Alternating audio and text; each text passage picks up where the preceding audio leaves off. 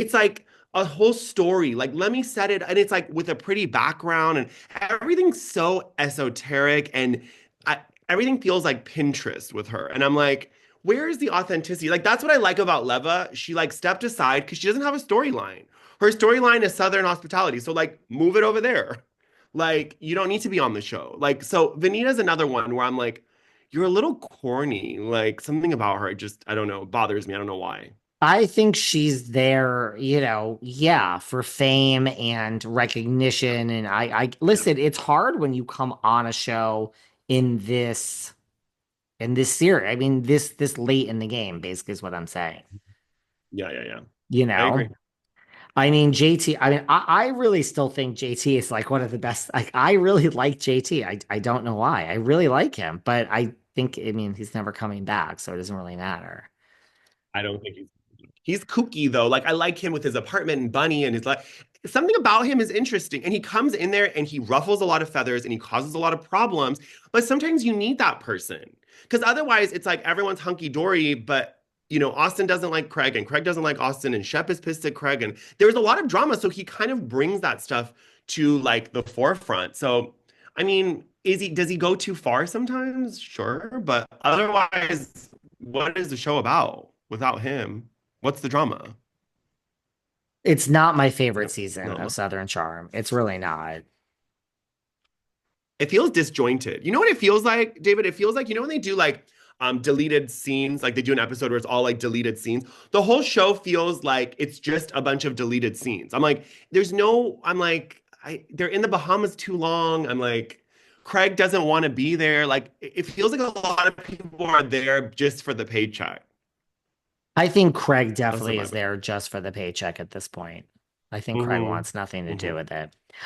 What do you feel this happened like a few weeks ago? I mean, it happened a long time ago, but it was back in the news like a few weeks ago. This whole Cameron Westcott, Katy Perry, where, Cameron Westcott's father-in-law sold his Okay. Beverly Hills mansion for $15 million to Katy Perry and Orlando Bloom, and he has dementia. And then I guess a day later, or however long later, said, I was hopped up on opioids. I never should have made this deal. And this house isn't for sale. And Katy Perry and Orlando Bloom are like, we signed a contract. It's ours. And they won in court. Yeah. They won. And Cameron Westcott is very upset, says that Katy Perry is a heartless bitch, basically. And Oh, this man is dying. And Katy Perry and Orlando not only want the house and they won, they also want like rent. Like basically the contract, we closed this date or whatever. You're still living there. We can't get rid of you. We want this much rent. And Cameron is like, you two are heartless bitches. What do you feel about this? I have my own feelings about this pretty strongly, but I'm just curious what you feel. hmm. Well, I do want to hear what your opinions are, but I feel like we're going to kind of align in that. As a former real estate agent, yes, I was a real estate agent. I worked for Berkshire Hathaway. I've done many open houses. My dad is in real estate. There is something called buyer's remorse. That is buyer's remorse. The seller's remorse is a lot less likely, but that is a thing. But that's why you have 3 days to get out of escrow. You have 3 days to like fully get out of it. And then you don't even lose your deposit. This is from the buyer side. But then you also have the escrow period of about 2 weeks where you could lose your deposit and you can still get out of the contract. Again, this is all for the buyer. So for the seller, I don't know exactly the protections there, but I'm sure there's a window.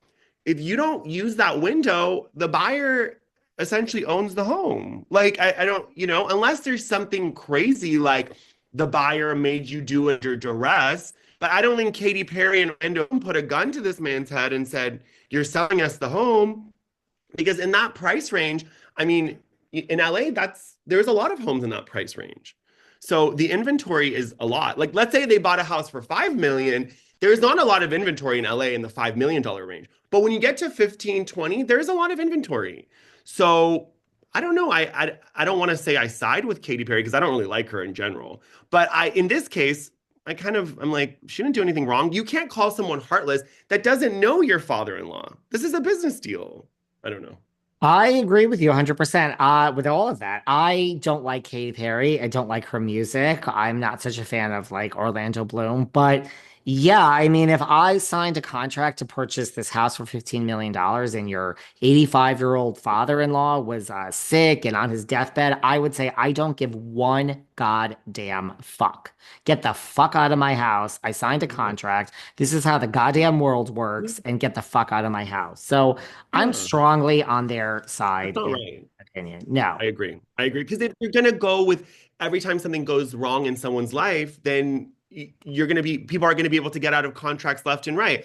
I had a bad day. My car broke down. I want to live here longer because my kid's school is gonna wrap up in a month. Like, no, sorry, you gotta go. Like, and again, I'm not trying to be insensitive, but this man has money, obviously. So you have options to go somewhere else. I can understand if they were selling this home for $200,000 and then that person can't find a place to live and Katy Perry's throwing them on the street.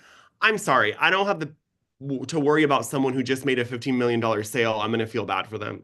It's like, okay. Yeah, I don't blame her. Like I wouldn't want another house. I'd be like, it doesn't matter whether I could afford or found another house. I would be like, you signed a contract. I'm getting this house, period. Of course. You know? 100%. And again, I'm not trying to I don't know this specific situation, but as someone who has shown homes to people, especially when we had one of my colleagues, like he sold homes to celebrities. Sometimes they would look at 50, 60 homes. Like celebrities are very picky. They want privacy. They need this, they need a cold plunge.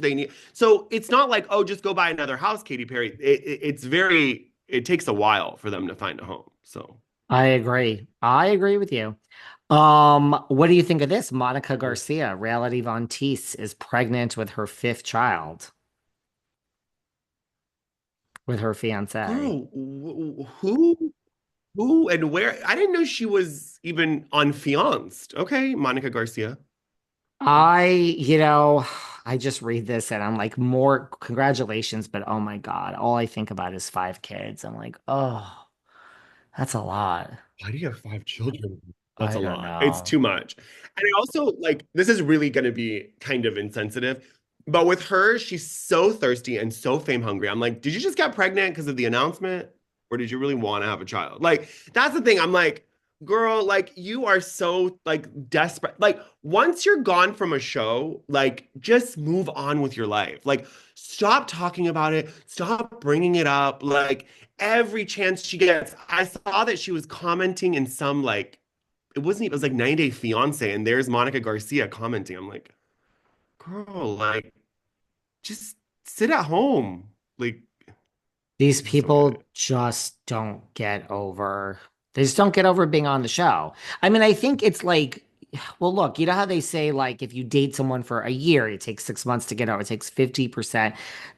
You Yeah. look at certain people, although I mean we have Gretchen back in our lives. I mean, which I'm fine with Gretchen, but like you look at You're fine. certain people that I think have stopped talking about their time. Like they didn't, but like Joyce Gerard from Beverly Hills, you don't hear her talking about Right. it. Or, I mean, I don't know, Or like Dorinda.